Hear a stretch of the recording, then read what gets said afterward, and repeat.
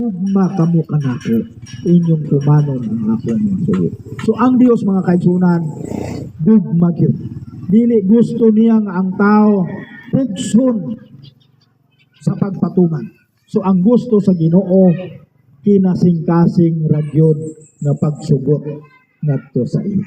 Kinasing-kasing nga paghigugma ang gusto sa Ginoo. Kay lain man ang dili kinasing-kasing kanang murag plastic ra, artificial, lain yun kaayo mga kaigsunan.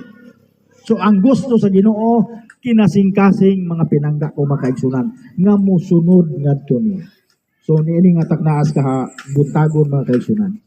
Dinhi natapos ang ato ang pagtuon o dinhi adunay mga mensahe na atong makutlo nga ang balaod sa Dios mga higala ug igsuon kini dili ni ordinaryo.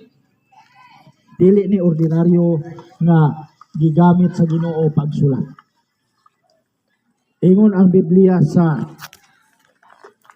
Exodus 31:18 ug Exodus 34:28 kini nga balaod gihatag ngadto kang Moises mao ni until now hangtod karon mga kaigsuonan mintras naapay langit ug yuta nga atong gitumban ang balaod sa Ginoo dili gid ni siya pwede nato nga dili nato tuuan ug tumanon no mao nay ingon sa